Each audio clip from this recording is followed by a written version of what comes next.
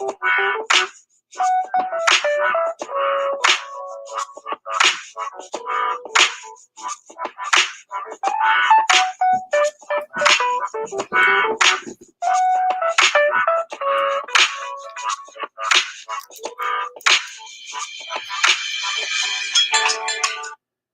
what's good, everybody? Welcome back to LDS Boxing.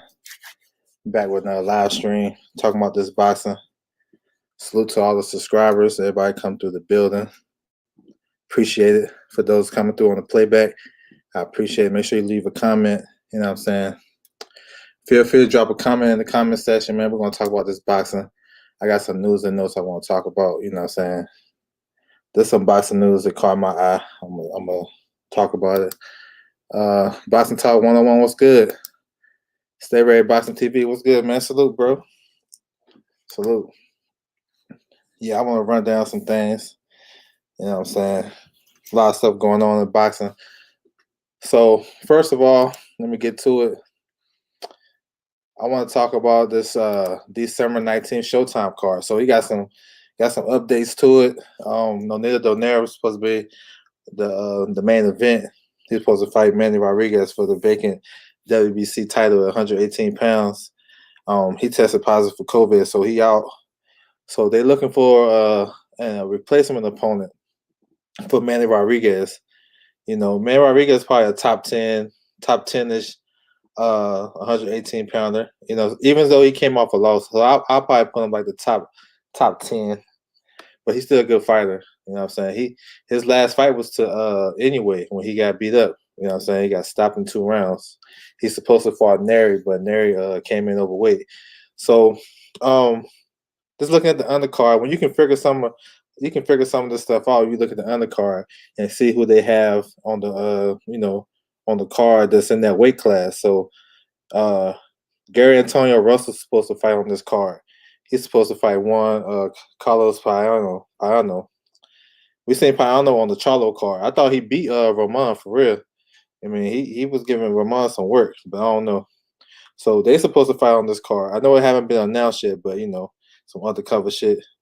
And then they got the kid from the Philippines, Raymart Gaballo. He's like 23-0 with 20 knockouts. He's like number 1 in the WBA. And he's supposed to be on like the first fight on the televised portion. So he might move up to fight Manny Rodriguez. You know what I'm saying? That'd be a decent fight, though. That'd be a decent fight. JC, what's good, bro? What's good? So they're looking for a replacement for Manny Rodriguez. We'll see what they do. You know what I'm saying? They should be announcing that pretty soon since the fight is next week. And then, of course, you got Boots versus Chris Van Heerden, which is a good little step up for Boots. It's the type of fight that he needs in this stage of his career. They fight for the IBO title, which I think is another good move because the way welterweight set up right now, he ain't gonna get a world title shot for another year to 18 months. You know what I'm saying? So you're gonna have to be somebody's mandatory. But it's okay if you get the IBO, and we know that's not like the official championship, but he can create it and make it his own. You know what I'm saying? Same how they did the WBO. When the WBO came out, you had guys like Tommy Hearns and Oscar De La Hoya. They was like the best in their division. They was rocking the WBO. So maybe he can shed some light on the IBO because it's not really the sanction body don't make the champion or make the fighter. The fighter make the belt. You feel me? So looking forward to him, man, because this a good step up. You know what I'm saying? Good common opponent. Van Heerden fought Spence a couple years ago, about 4 years ago. So we'll see, man. Should be a good fight. So that's December the 19th on Showtime. You know what I'm saying? So we got another week for that one. Moving on. So I want to touch on December 26th card. So this card haven't been announced yet. It's kind of under the radar too. I guess they waiting for make sure everything's straight with COVID. And this like I guess it's a Christmas special type of thing. But it's gonna be a decent card if everybody can get on there. I remember they were saying nobody's gonna weigh in on Christmas. They lied to me. Somebody told me that. They said fighters not gonna weigh in on Christmas. They lied to me. They got a good looking card. I know Stanley Young is supposed to be on this card. supposed to fight Delorme, but Delorme, you know what I'm saying, he had COVID-19. Delorme was supposed to fight Boots, but I guess he wasn't cleared in time. So he was gonna go a week later, but that ain't happening. So Stan Jonas is off this card. But they're supposed to have James Kirkland versus what's his name? Marcos Hernandez. That's gonna be a good fight. This fight was scheduled in March. It was like March 14th. Um, it was right before COVID. Well, yeah, it should have happened around COVID. When COVID popped off, that's when this fight's supposed to happen in Maryland. So they talking about this. You know what I'm saying? Nothing official yet. Then Antoine Russell supposed to fight Hank Lundy. You know what I'm saying? We'll see. We'll see how that work out.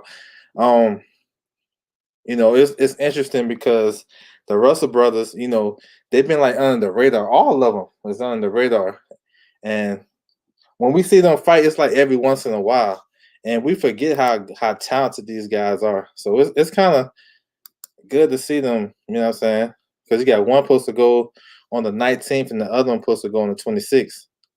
Some decent scraps in 3 weeks. Yeah. What's up, Bruce Goes? Salute. So real talk, when Gary Russell was talking about fighting on December 26th, he was for real. I mean, we all know how that went, but he was for real about that. It just didn't work out. I guess he got some personal issues with his pops and all that good stuff. But yeah, it's supposed to be the heavyweight prospect that we ain't seen in a long time. The Money Rock out of Philly. He supposed to be on this card. No opponents yet, but we'll see. You know what I'm saying? This was the same card J Rock was going to be on. He was going to be the headliner, but he got COVID, if y'all remember. But it just happened. So, you know what I'm saying? He was going to fight Dennis Hogan on this card. So, hopefully it still goes, man. Everybody is straight with this COVID. It should be like some fun action because, ain't nobody doing nothing on the 26th. You know what I'm saying? Ain't nobody doing nothing. We still going to be able to watch boxing. And they might have some good ratings. I don't know what's going on in the other sports, but this should be on Fox. So we'll see. That Antoine Russell fight against Hank Lundy, that's interesting. Because we want to see these guys step up. We hear about them, but I want to see how they perform when they step up. They got a lot. I mean, they've been active, though. They've been active, but we'll see. All right, we're going to move on. Talk about another one of my favorite fighters in boxing, for real. Joe Smith Jr. versus Max Vlasov. This for the vacant WO title, February 15th on Top Rank, ESPN. Man, I like Joe Smith, man. He's just a hard working fighter, come to fight, aggressive, big power. You know what I'm saying? He ain't coming to play around, nothing like that. He coming to bang you out. And Vlasov, he got a lot of experience. I believe he fought Zerdo, and then he moved up to cruiserweight and fought in the World Boxing Super Series. So he got some experience, and he ain't never been stopped. So this should be a good fight for the vacant WBO. And 2 weeks before that, you're supposed to see Bertabiev defending his title in Russia, his titles in Russia. So hopefully both guys come through. We can get that 3-belt unification, and that's gonna be fireworks. Bertabiev versus Joe Smith Jr. Yeah, that's gonna be crazy. So you know what I'm saying. On this undercard, you got a good fight at lightweight. You got Richard Comey versus Jackson Marinez. That's a good fight, bro. Both guys coming off of losses. Comey came off the devastating knockout over Teofimo, and Marinez Marinez loss was highly controversial against Rolly Romero. I thought he beat Rolly easy, 9-3, 8-4. It wasn't really hard to score that fight, but somehow Rolly he wins the title. So that's a good comeback fight for both. Like that's like ain't nobody playing. Like you can't play around right there. You know what I'm saying? They ain't giving them no slack. That's a good fight. What's up, Teddy B? What's good, bro? Need to see this dude fight. Can't remember any of his fights, but he better try to stop Smith. No way he wins on the cards. Yeah, I think Smith coming after him. He's solid. He got a good chin. He's solid. He ain't terrible. This guy Vlasov. Who did he fight in the first round? I want to say he fought Gawacki in the World Box Super Series. He said, "My man JC said Rolly trash." Yeah, he lost that fight, man. That was a robbery, yo. Like for real. Like some fights be close. Like it's like a fine line between a robbery and like a close fight. Like a robbery to me is I can define it different ways. If you know for certain a guy won 7 to 8 rounds, well, I would say 8 rounds. That he can win 8 to 9 rounds in the fight, and it was really wasn't that competitive. He dominated the round scoring wise, and the guy, the judges give it to the other guy, or they have a score like 119, 109 for the other guy. That's a robbery. Another robbery is, and it happened twice in the same fight, the same instance in the same fight. If you're politically connected, this is a Mayweather card. You know what I'm saying? PBC Al Heyman card, and Rolly is with PBC Al Heyman and the Mayweather team. So um, you know what I'm saying? So that's another way because we know this guy won. It's kind of like Gabe. That's why I would kind of say Gabe when Gabe fought Jacobs is kind of it's a robbery. It's a close fight. That shit was close, but it can go one way or the other. But when you look at the politics and the landscape of how everything works with those two fighters, Jacobs more connected. I don't even think Rosado have a promoter. You know what I'm saying? So this would have done way much for Rosado than Jacobs. He can get away with a split decision victory, and that's it. We just move on. He's still gonna get another payday. So it's different type of robberies though. But most time people call robberies, it be close ass fights. Like one guy can have a 7-5 either way, but then we'll say, "Oh, that's a robbery." But it all depends how how you look at it. So, but yeah, that co-main Jasmine Marinez fight, that's gonna be good. That's a good co-main. All right, I want to move on. Got a couple of more topics. Yo, this right here had made me laugh, bro. The new WBC Bridgerweight rankings, bro. Man, I don't understand why they even making another division. I understand it in a sense. If you try to make a junior heavyweight or whatever, I got it. But you know what this is? This is a money grab. But they came out with their new rankings. The WBC came out with new rankings this yesterday, I believe. He said I didn't see a robbery with either, but do you think both lost? Which one you talking about? I think Rolly won. I think Rolly. I mean, excuse me. Let me take that back. I thought Jasmine Renez won that fight easy to me, clear. But the Rosado and Jacobs fight, now that wasn't a robbery. Like how the scores was, it wasn't a robbery.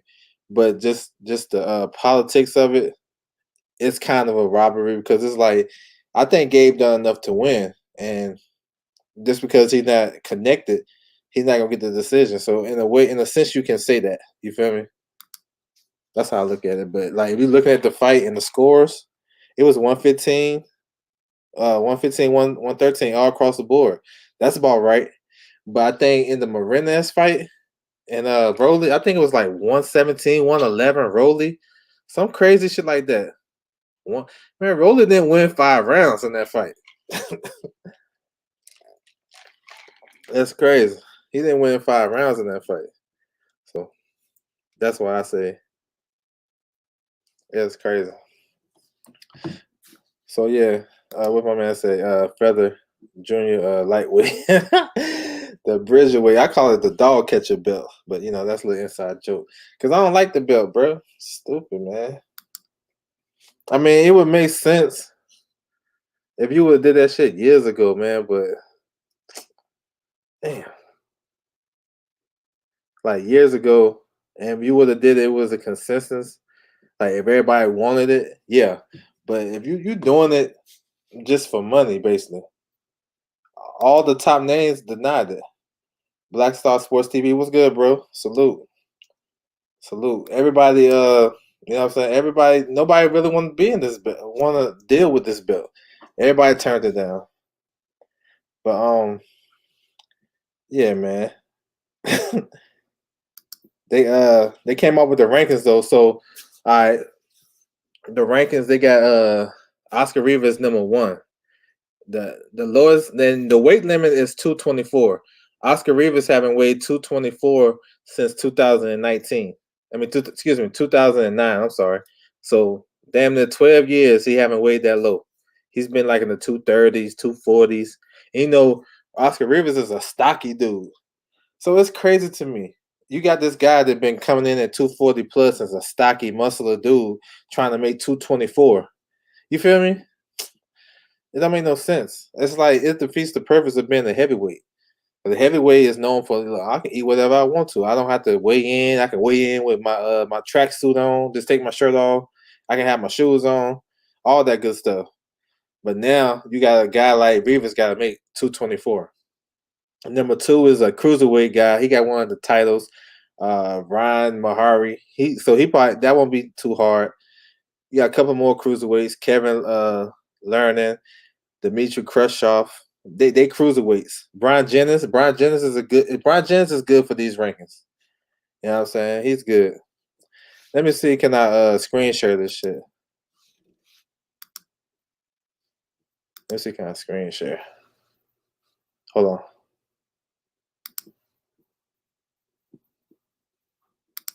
You know what I'm saying? Let's see, can I screen share this shit?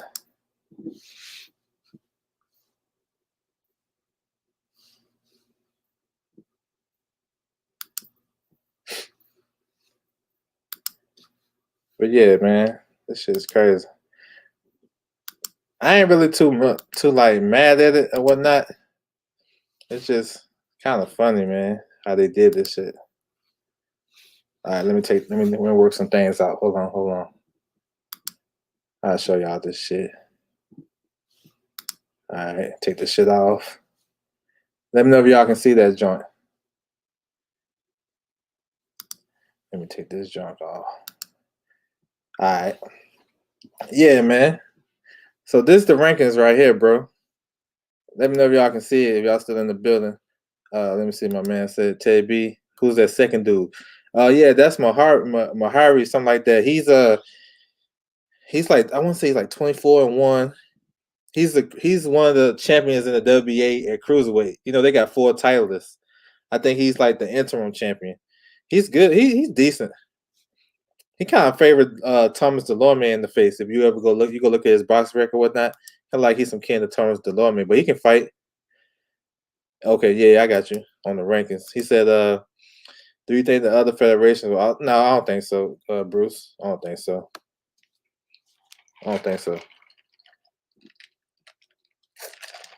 That's Sulaiman going rogue, real. He going rogue. He said, "Okay, we can see. Okay, bet." Yeah, man, that's the top 15 right there. It's crazy. All right, you can see it. What's up, Kevin Johnson? So, my man, Mahari is number 2. Then the other kid, Kevin Lerner, he's the IBO champion at cruiserweight, southpaw from South Africa. And then you got the Dmitry Khrushchev guy. He can punch though. He fights at cruiserweight. Dolicho stopped him in the World Boxing Super Series, if y'all remember that. Evgeny Romanov, he stopped Wilder in the amateurs back in the day. He's like 35 years old. He just fought recently. You know what I'm saying? He fit this division. Brian Jennings, he always come in about 225, 224. So that's not mad at that. Arthur Spilka, you know what I'm saying? Arthur Spilka's last fight was at cruiserweight. So he's a smaller heavy. I'm with that. Alan Babbage, you know what I'm saying? He making a lot of noise in the UK because he just come to fight. They call him the Savage. He come to fight. Stocky. He just come to fight. If he gonna make this kind of fun though. Then you got another kid from Belgium, tall dude. I think he got dreads. Dark brother, Joe DeWeco. I don't know this Russian kid. Right? I gotta look him up. That's my homework. We know Marco Huck, former cruiserweight champion. Bilal Lagon. He just fought on the Eddie Hearn card, on the Usyk undercard. He lost on the Usyk undercard against Tommy McCarthy. I don't know this French kid. I gotta look him up. This Russian kid, I don't know. Isaac Chamberlain, I know. He lost to Lawrence Okoli. You know what I'm saying? He used to be he was in some training camps with Deontay Wilder. You know what I'm saying? So That's it right there, man. Bridgerweight. Let me talk. I want to talk about the pro. I'm gonna ask y'all about the pros and cons, man. Tell me what y'all think about this.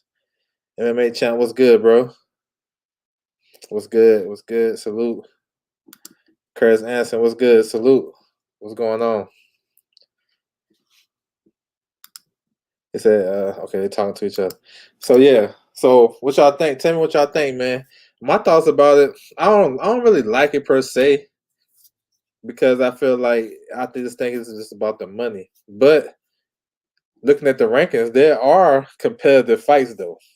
Because I know we complain about competitive fights sometimes and whatnot. It could be competitive though. If they do like a tournament to decide who's going to be the champion, it should play out kind of. All the matchups is 50-50. Looking at it, I would say probably Rivas. He might be the man if you want to say that, because he beat Brian Jennings at the last second, and then he almost had Dylan White on his ass. He did have him on his ass, but he almost stopped him. And you look at these other guys; they are smaller.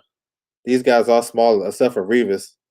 He been 240 plus for the last 10 years. He's gonna try to make 224. That's crazy. He said exactly.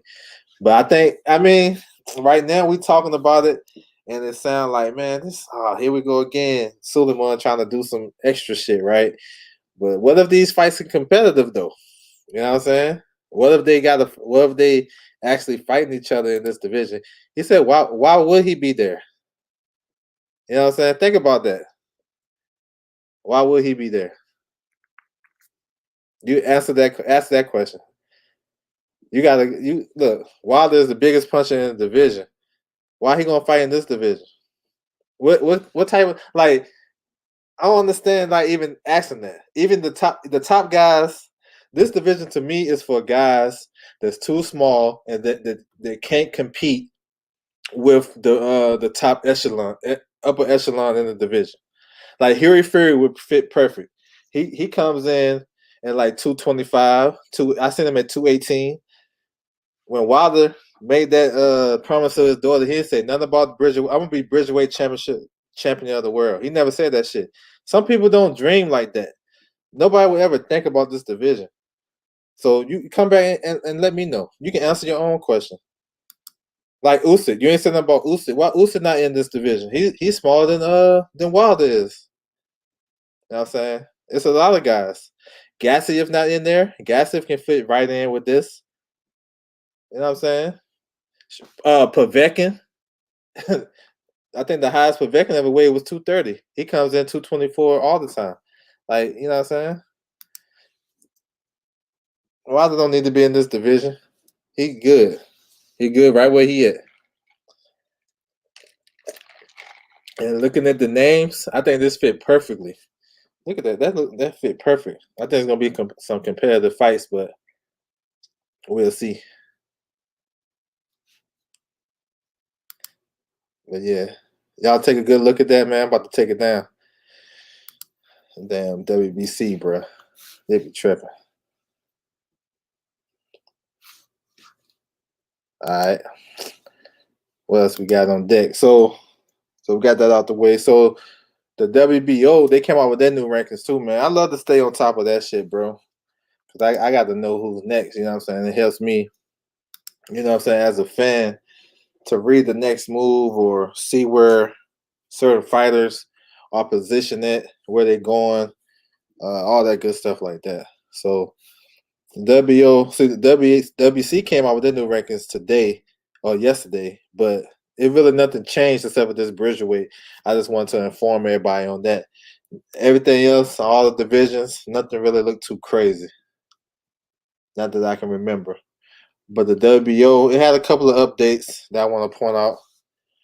Joe Joyce is the biggest winner, actually, in both sanction bodies. Actually, he's the only big change in the WBC. He jumped up to number 5 in the WBC, and he's the silver champion, and he's number 2 in the WBO now. So if AJ so happened to vacate the title or something like that happen, then he'll fight Usyk for the vacant title, or however it works. He right there. He in good position. Joyce in good position. And then the WBC, if something was to happen, you know what I'm saying? He can get called. He right there, you know what I'm saying? When you that close, that high in the rankings, you like one phone call away. I still want to see him against Luis Ortiz. That's an interesting matchup right there. The counter puncher, counter puncher, boxer puncher versus a come forward guy with a good jab and a good chin and slow as forever. So Joe's making some noise, man, coming off that Dubois win. The WO dropped Dubois like number 11. Damn near out the rankings. What else? 168. Zach Parker. He moved up to number 1. He's the mandatory for Billy Joe Saunders. He was supposed to fight on Billy Joe's undercard last week, but his opponent's team tested positive for COVID. So he's number 1. The WO basically ordered Billy Joe to make up his mind who he was going to fight.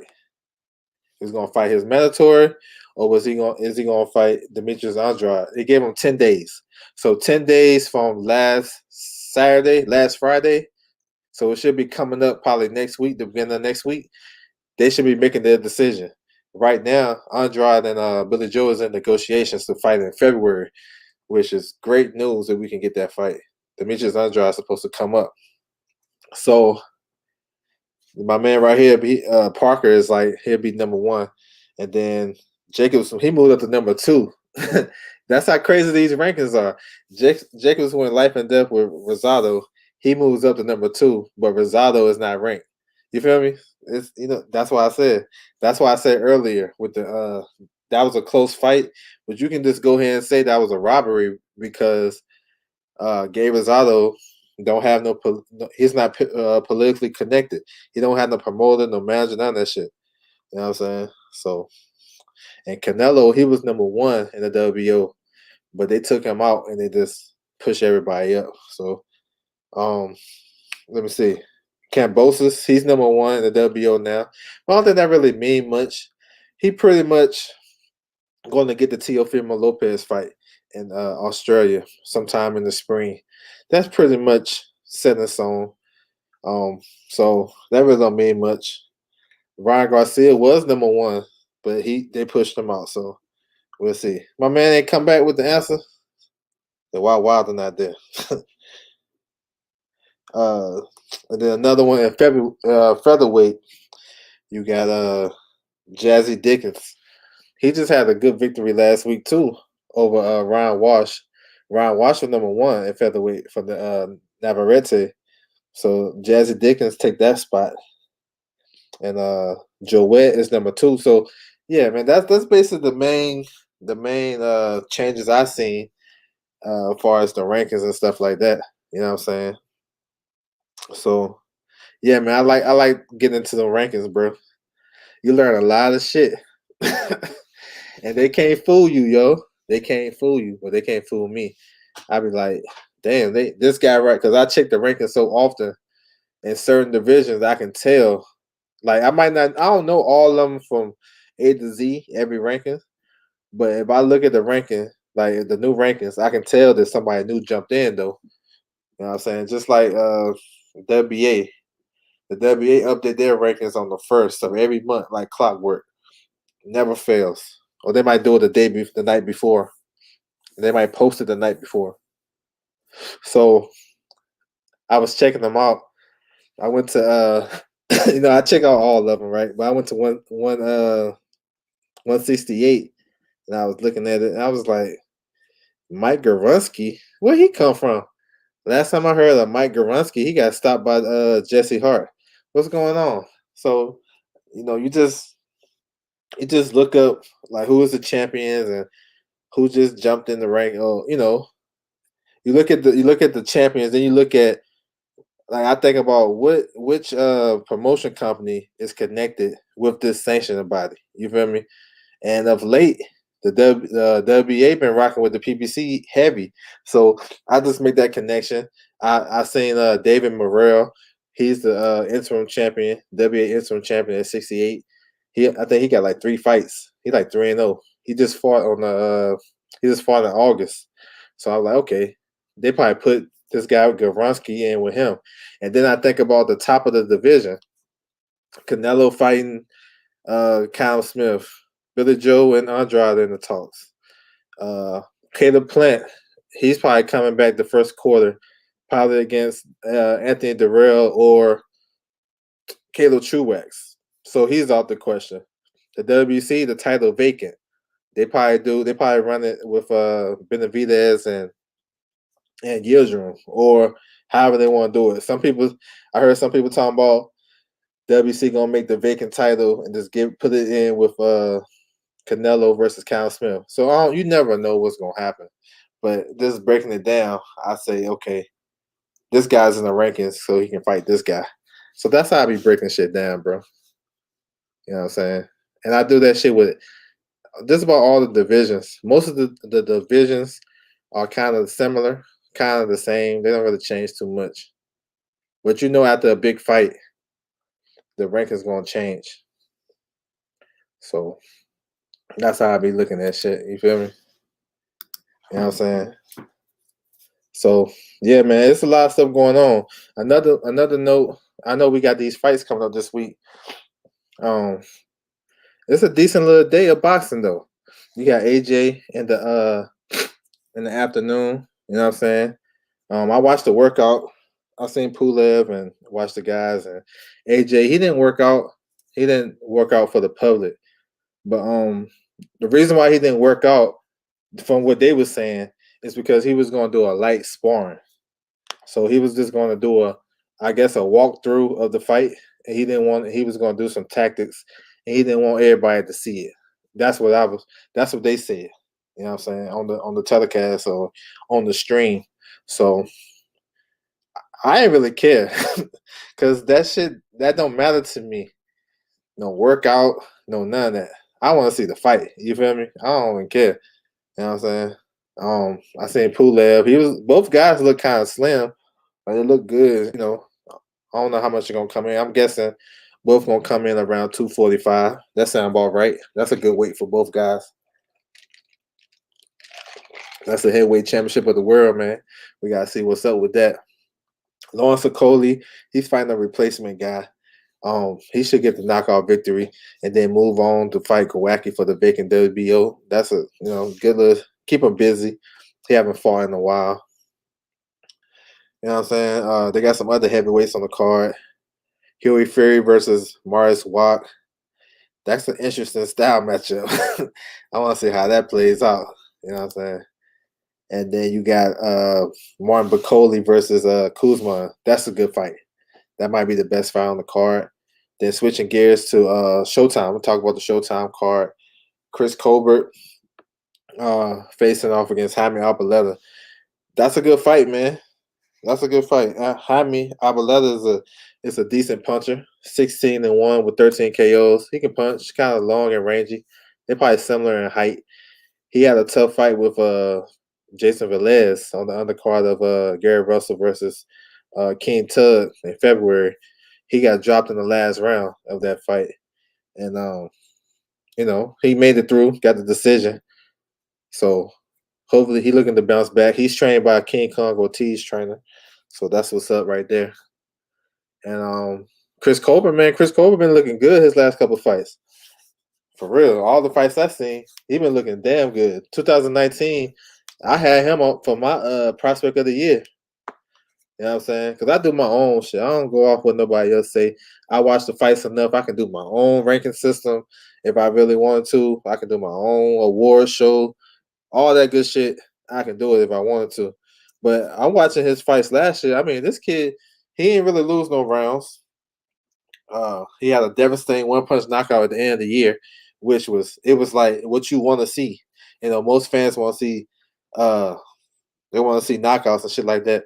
But you got a kid that displayed that and put on a good performance. Now, he's a good slick boxer, can fight on both sides of the plate. He do a lot of good things in the ring. He don't give you nothing. His defense is nice, fast, skilled, quick, fast hands. He's a good fighter, bro. He's right there with those other guys. He just don't get a lot of pub, but he actually do. It's just a lot of people don't check for him. And I think a lot of people probably don't rock with Chris Colbert. I'm gonna keep it 100 and a buck. It's because he's rocking with Paulie Malignaggi, and we know Paulie Malignaggi ain't messing with. We ain't messing with him. You feel me? So he was saying that he didn't think Paulie did anything wrong or whatever. So probably people seen that and they can't rock with him. But skill set wise, like when you in that ring, like I don't know, it's hard to separate. You know what I'm saying? I ain't with the shit that he was saying, and I disagree with him. And I don't like how he be acting like he big time. So where we separate shit? You feel me? Do we talk about him, his skill set, or we just overlook him as boxing fans and just say, oh, whatever. You know what I'm saying? I don't know. But he's a good fighter though. And he right there with the other guys. And if you look at his resume, Chris Colbert fought a lot of undefeated guys. A lot of undefeated prospects that's in the same level as him. A lot of people are not doing that. Excuse me. A lot of people not doing that. A lot of these champions coming up there haven't fought an undefeated prospect just like themselves. And he did it a couple times and came through. Fought Jezreel Corrales in his last fight. Dropped him late in that fight. You know, Jezreel Corrales is hard to look good against. Former world champion Southpaw kind of fight like Fortuna. So it's hard to look good against him. Cobra boxed good. Boxed well. You know what I'm saying? Won a decision. Then you got Richardson Hitchin versus Argenis Mendez. Now this is a tricky fight, bro. I know Hitchison is the favorite and the hot prospect, Olympian, all that good stuff, Mayweather Promotions. He's not a big puncher, but he's very skilled, good counter puncher, good jab. If he stay consistent to it, I seen him display a nice jab. He's faced another former world champion. Like Richardson Hitchens don't wow me like the other prospects do. He's good, he's solid, you know what I'm saying? But he's not wowing me. Um, Mendez, he's tough. I think his last couple fights he got draws, and I thought he won those two fights against Anthony Peterson in Maryland, and then against Heraldez. Heraldez just got stopped by Regis Prograis on the Tank undercard. I thought he won those fights. You know what I'm saying? So I don't know. This a good style matchup, or this a good type of opponent for him. That's a good fight. Yeah, yeah. So I'm interested to see how Hitchison look in that fight because this guy Mendez is a tough veteran, former world champion. He ain't just coming there just to collect a check, bro. And he always make your prospect look bad. The only fighter that got Mendez number, really, is Rances Bartholomew. He fought Luke Campbell. That was a good fight for Luke Campbell. Tough fight. It wasn't Luke Campbell didn't dominate. And he had a loss early in his career. He came back and avenged that loss by a knockout. So Mendez ain't no punk. Yeah, me too. I think the same thing. It's something. I don't know if it's power or if he get lax throughout the fights. I just don't see when I look at Shakur, I'm like, yeah, that kid right there. He can take over the sport. When I see Hitchison, I say when he fights somebody his skill set or higher, I don't know if he's gonna live up to the. You know what I'm saying? That's how when I see him, I don't know if he's gonna live up to the expectation. We'll see though. We'll see. Another fight on that card, which is I think it's gonna be a decent matchup too. Matt Carball versus Ronald Ellis. Ronald Ellis coming down from 168. He's the brother of Rashidi Ellis. You know what I'm saying? Good. He can fight. He athletic, kind of strong. You know what I'm saying? He can fight a little bit tall, probably like 6'1", 6'2". So that should be a good fight too. He's more athletic, and than Carball. But Carball is a consummate professional. You know what I'm saying? He know how to box. He know how to use the ring. He know where he at all times. Good boxer, southpaw. Only knock on Carball, he's up there in age. He about to be his birthday next month. So he about to be 38? Yeah, he about to be 38. And that's one thing. Then the second thing, the back half of the fights, he slowed down. He slowed down against Aleem. I thought he was boxing perfect against Aleem. That was on the J Rock and Hurd undercard. But then Aleem got back in the fight. I still didn't think Aleem won that fight, but he was allowed to get back in the fight because Cobalt slowed down. You know what I'm saying? So, and they scored it a draw. And then he had the fight with Eubank last year where he had a freak injury. So we'll see how he looked, man. Let's see if his body breaking down or he that rest really did him some good. But that's a good crossroads fight. To the top rank fight. Top rank card got a bunch of prospects on that card. A bunch of prospects, man. Fun fighters too, bro. They got some fun ass fighters on that card. Let me see, guys. Remember at the bottom, you got one of my favorite prospects. He fights at 108 pounds. Undefeated guy, can punch. He trained with Robert Garcia. His name Bam Rodriguez. Jesse Rodriguez, but they call him Bam. Southpaw. This kid can bang. He gonna be a future world champion. He's co-promoted with Top Rank and Honda all day in Japan. Yeah, he looked good, man. He been looking good. He had a spectacular knockout in the bubble a couple of months ago. That's the one. Then you got Elvis Rodriguez at 140. Yo, yeah. When he gets some more season, he gonna challenge these top guys. If he can stay at 140, he a big kid. Southpaw, trained with Freddie Roach. He's a puncher. He a destroyer, and he can box a little bit too. And he don't waste his work. He had a knockout. The knockout before, I think he's 10-0, 10 knockouts. He had a knockout before last where he was throwing combinations. Then he basically did a stiff arm with his right hand, and then he shot a perfect left hand down the pipe, stopped the kid. That was perfect, yo. That like he kept the guy head in the same position with the stiff arm and got him up out of there. Perfect. So that's another prospect. I think I had it. You got some more prospects too. I don't want to miss nobody out. Leave nobody out. There you go. Kadir Golson, he's another prospect. Heaven Brady is on the card, prospect. So yeah, I got Bam Rodriguez because I rock with Bam Rodriguez, bro. He nice. His brother is Joshua Franco. They look just alike, bro. I thought they was twins at first, but I think Franco is like maybe 4 or 5 years older than Bam. But yeah, they can Then you got Clay Collier. He's fighting Quincy Lavalles. This is a rematch. Clay Collier been coming through trying to beat all the prospects. And this fight that he had against Lavalles was a good back and forth fight. They fought last year, and it ended up being a draw. So we'll see how much Clay Collier improved. But the kid Lavalles can fight though. He can fight. He's 9-0. He can fight. So that's a good match. I think this might be the fun card of the weekend. The top rank card, they're gonna start on ESPN Plus and switch over to ESPN, the main card. Yeah. Who else we got? Edgar Berlanga versus Ulysses Sierra. This is a good fight too. Sierra can fight now. He can fight. We know about Berlanga, undefeated 15-0, 15 knockouts in the first round. We got it. You know what I'm saying? Big, strong kid. He heavy-handed. He got boxing skills. He just haven't been able to display them yet. I think he will in this fight right here. He gets out the first round. I'm taking bets. He getting out the first round this time. This kid, Sierra, is strong. He's not like the best fighter and the most skilled, but he's durable, strong. I seen him fight on Showbox early in the year against another prospect, Vladimir Shishkin, and he got all boxed. He got, lost, damn near every round. Probably he lost about 8 rounds. Tough and durable. He's so tough and durable enough that he was invited to Jamal Charlo's training camp against Derenchenko. So, and he stayed. And if you listen to Charlo's post-fight interview, he thanked that guy. See, that's why I be everywhere.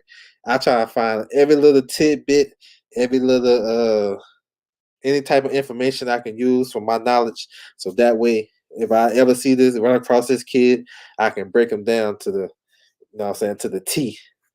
But I like Berlanga in this fight, though. I think being in the ring with, and you know what's funny? This crazy. This is a battle of the sparring partners. Now that I think about it, Berlanga was Derenchenko's sparring partner. That's crazy. Now the sparring partners fighting each other. See, that's crazy.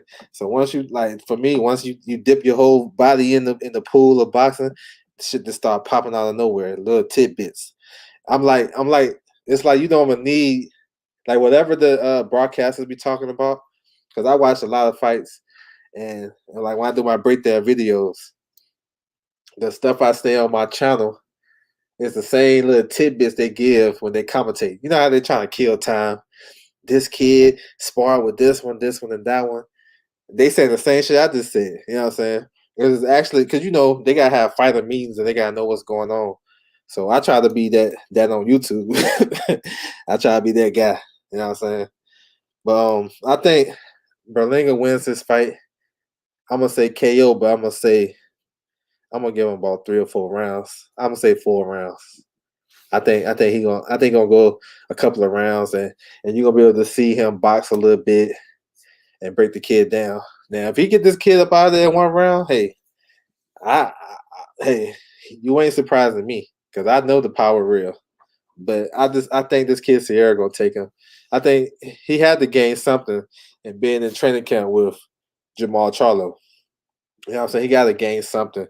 Maybe gave him some good work and gave him a little bit of confidence. You know what I'm saying? So, and then you got a co-main event that's real good co-main event, kind of similar to Comey versus Marinez. That's going down in February. That I talked about earlier. Same similar type. You got Felix Verdejo versus Masayoshi Nakatani. Good fight, bro. Good fight. Then I'm gonna break this down. There's some keys that kind of concern me and why I made my pick. But first you got Felix Verdejo. You know, this kid was like supposed to be the next Felix Trinidad coming out of Puerto Rico. Good looking kid, can fight, can box, can bang. But he wasn't the most disciplined kid. You know how young folks are, how we coming up. We have to go through struggles and trials and tribulations, trial and error, all that good shit. So he was coming along nicely. Got in a car wreck, kind of messed up his career for a second, and then he came back and he got stopped in the 9th round by Antonio Lozada, the same Lozada that fought Fortuna a couple of weeks ago. Same guy. So he was basically on a comeback trail. Got a new trainer, Ismail Salas, which is perfect for him. Perfect trainer because he know how to get the best out of his Latin fighters. He got Ugas. I mean, he had Joe Joyce. He know how to get the best out of his fighters. He put together that game plan for Joe Joyce and Dubois. That just tells you that he a good coach. You know what I'm saying? Because he beat the guy with a jab. He had to do that much. But Felix Verdejo is a good-looking kid, good talent. Probably got one of the best jabs in the division, 135.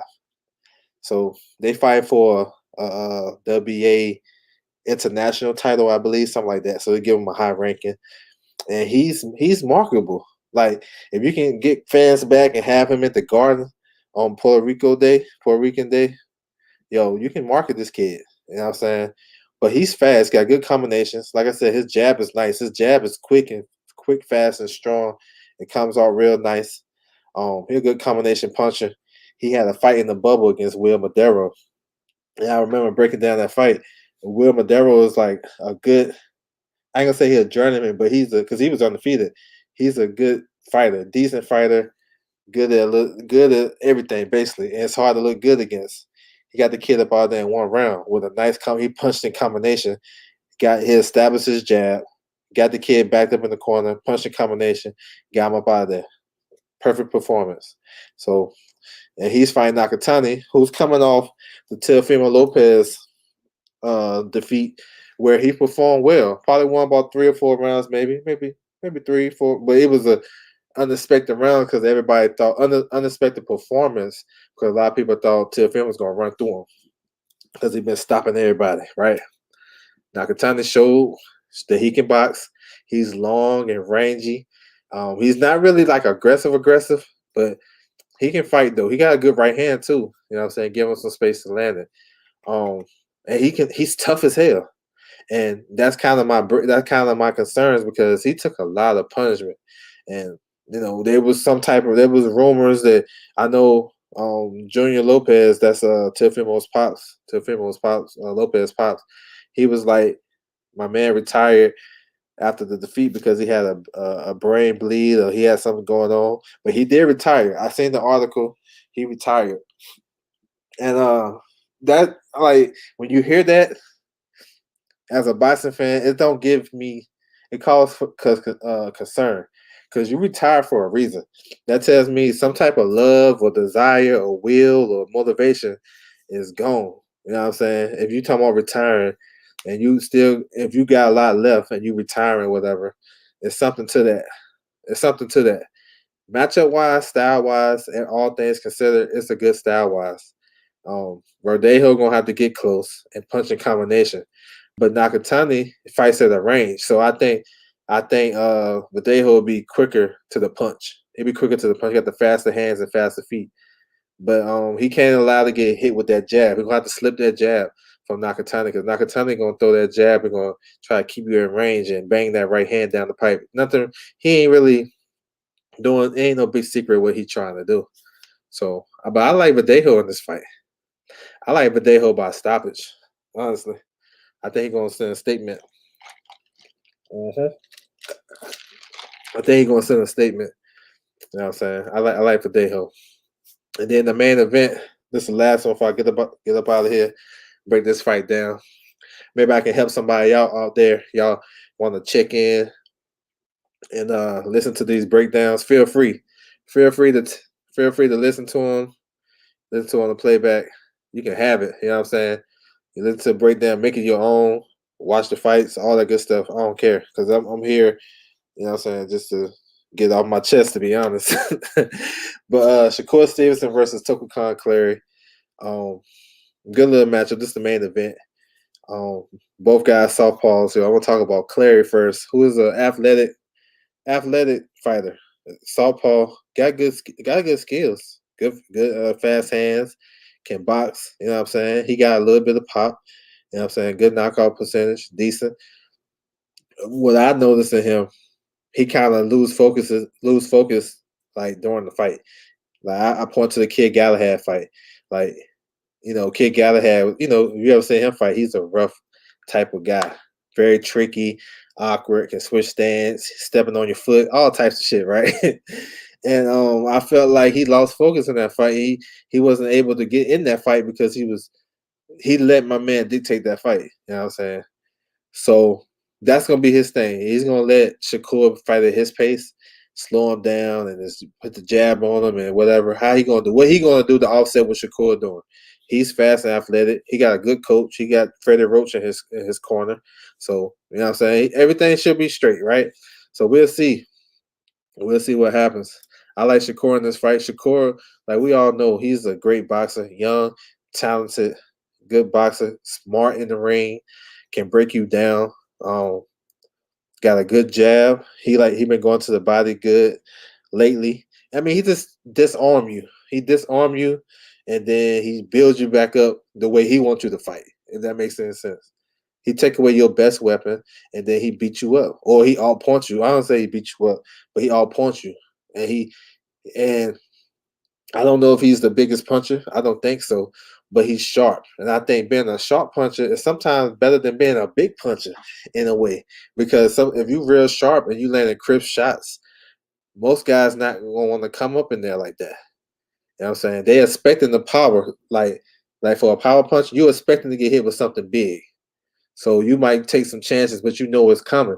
But if you underestimate a guy punching power that's sharp, that can stun you. That can hurt you too. You feel me? So this gonna be a good little tactical fight early. Soft pause. It's a good look for Shakur. Another style that he haven't faced too many southpaws in his career. So good little style. The last guy he fought came forward in the high guard and that was easy work for him. This kid is a little bit more tactical, and he's a good boxer, good athlete, like I said. So I think Shakur will break him down, win a decision. It should be good. Good little action. Both guys are fast.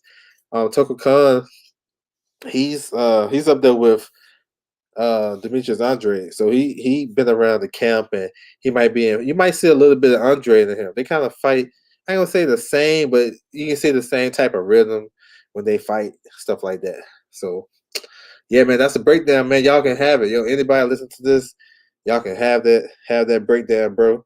Toku Khan Clary, decent fighter. Shakur Stevenson, you already know about him. I expect Shakur to win. So it's a good little weekend of fights, man. Looking forward to it. You know what I'm saying? I want to salute everybody that came through the building and commented. Make sure you hit the like button. Those listening on the playback, you made it this far. I appreciate it. You know what I'm saying? It's all good. It's all love.